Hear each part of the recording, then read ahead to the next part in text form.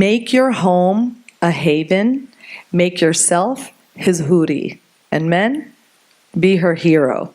Now, I realize there are many women today who are uncomfortable with the term Houri, but Houris are real creations of Allah subhanahu wa ta'ala who are described in the Holy Qur'an as companions in paradise. And I believe that it's time we reclaim this word and own it for what it is. There's no reason why our homes can't be little pieces of paradise, inshallah. And there's no reason why we can't be heavenly companions for our husbands within our own homes. So when you see your beloved for the first time after he returns home, you will want to make sure that you greet him and kiss him and hug him. And same with the men, when you see your wife come home from work, you want to be sure to be affectionate with one another. Practicing Muslim men who have taqwa or God consciousness will avoid all physical contact with women who are not their blood relatives.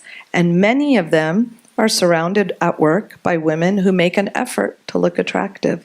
So remember, ladies, you are the reward your husband gets at the end of a long day. So you want to be soft and affectionate and fragrant.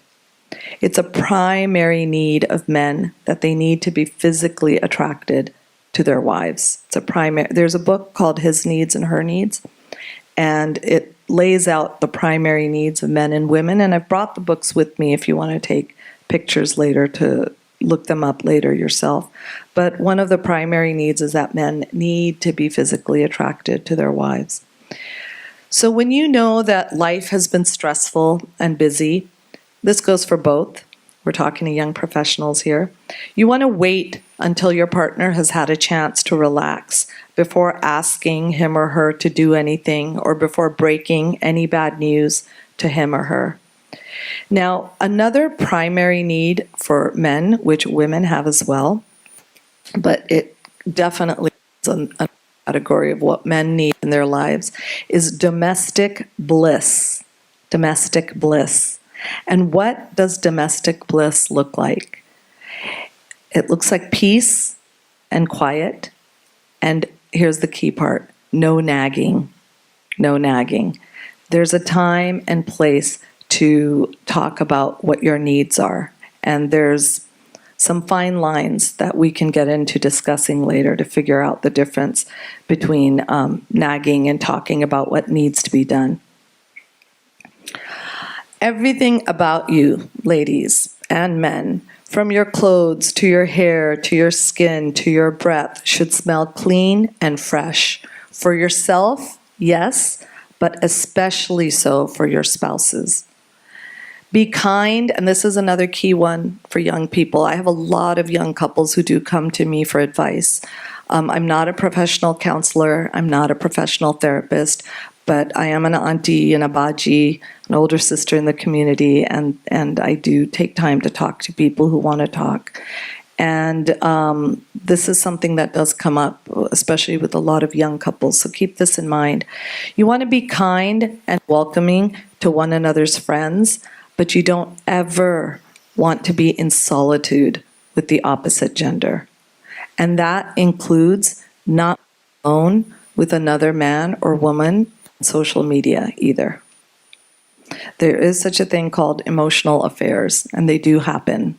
Even if you don't cross physical lines, it's very easy to become emotionally attached to someone who is not your spouse just by having light and easy personal conversations with one another.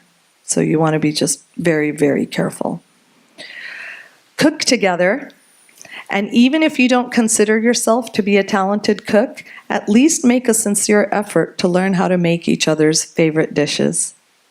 Take care of yourself physically, exercise, eat well, and have a self-care regimen. So many of us make an effort for strangers, but it is our spouses who deserve our best selves. So you want to think of marriage as one long dating experience where both partners are still intent on presenting their best selves, becoming their best selves for each other.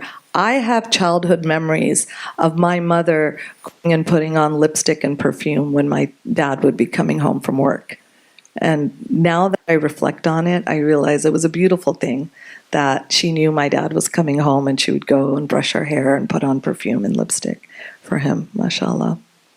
You want to make your home an oasis of calm in the stormy world, a place of refuge to which you each can escape, a world that smells nice, is clean and organized, has a well-stocked fridge, and where the members of the household speak in respectful and loving tones with one another.